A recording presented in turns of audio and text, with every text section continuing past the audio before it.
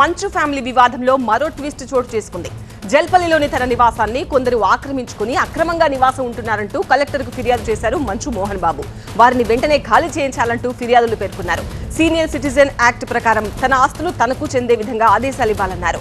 జల్పల్లి నివాసంతో పాటు తన ఆస్తులలో ఉన్న అందరినీ వెకేట్ చేయించాలని కలెక్టర్కు ఫిర్యాదు చేశారు. మోహన్ బాబు చేసిన ఫిర్యాదుపై జిల్లా కలెక్టర్ స్పందించారు. పోలీసుల దగ్గర నుంచి మోహన్ బాబు ఆస్తుల నివేదికను కలెక్టర్ స్వయంగా తీసుకుని పరిశీలించారు.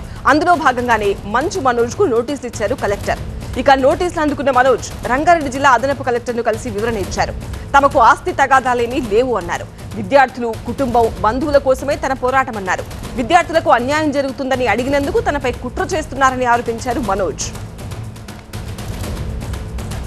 కలెక్టర్ గారి ఆదేశాల మేరకు నేను ఇక్కడ గౌరవ ఇచ్చి ఇక్కడ రావడం జరిగింది. అండ్ ప్రతి ఒక్కరు దీని ఆస్తి గొడవలు అని అంటున్నారు. నేను మళ్ళీ చెప్తున్నాను, తిరుపతిలోనూ చెప్పాను, అంతకుముందు చెప్పాను, ఇప్పుడు చెప్తాను, ఎప్పుడు అదే మాట మీద ఉంటాను. నేను ఇది ఆస్తి గొడవలు కాదు. అండ్ ఫస్ట్ ఎఫ్ఐఆర్లో నేను 4 నెలల ముందు దౌర్జన్యంగా ఇంటికి వచ్చారని చెప్పారు. బట్ అది జరగలేదు.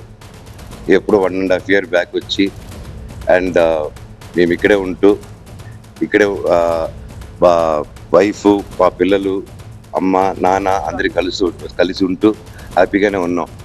కాకపోతే ఏదైతే క్యాంపస్లో జరుగుతుంది, ట్రస్ట్లోనూ ఆ సొసైటీలోనూ జరుగుతున్న విషయాలు అంటే స్టూడెంట్స్కి ఇబ్బంది కలిగేది, ఈ హాస్టల్స్ వల్ల ఇబ్బంది కలిగేది, ప్రైవేట్ హాస్టల్లోకి జరిగే దౌర్జన్యాలు, ఇవన్నీ నేను అడిగేదానికి క్యాంపస్లో ఉన్న ఎగ్జిక్యూటివ్ డైరెక్టర్ని అండ్ ట్విట్టర్ ద్వారా అడిగాను, పర్సనల్గా మెసేజ్లు చేశాను.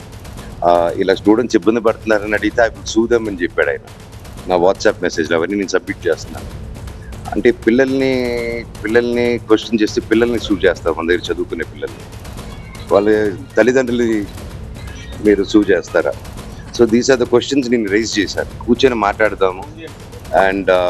మాట్లాడదామని చెప్పి నేను క్వశ్చన్ చేసేసరికి ఇమీడియట్గా అది వాళ్ళకి నచ్చక దీన్ని ఒక ఆస్తి గొడవలుగాను అండ్ వీడు తాగేసి వచ్చి ఇంట్లో అందరిని కొడుతున్నాడని చెప్పు ఇంకా రకరకాలుగా నెరేటివ్స్. ఇక గత నెలలో ఇదే జల్పల్లి నివాసంలో మంచు ఫ్యామిలీలోని విభేదాలు బట్టబయలయ్యాయి. మధ్యలో గొడవలు కాస్త కుదుటపడ్డాయి అనుకున్నారు. కానీ తాజాగా సంక్రాంతి వేడుకల కోసం తన యూనివర్సిటీకి వెళ్లారు మోహన్ బాబు. అదే సమయంలో మనోజ్ కూడా అక్కడికి వెళ్లడంతో మరోసారి ఇద్దరి మధ్య గొడవైంది.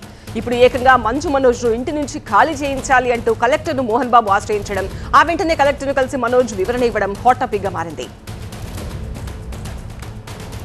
మరిన్ని డీటెయిల్స్ ప్రణీతను అడిగి తెలుసుకుందాం. ప్రణీత, మోహన్ బాబు కుటుంబంలో గత కొంతకాలంగా మనం వివాదాలు చూస్తూనే ఉన్నాం. తండ్రి కొడుకుల మధ్య, అన్నదమ్ముల మధ్య. అవి కాస్త ఇప్పుడు కలెక్టర్ వరకు ఎందుకు వెళ్ళాయి?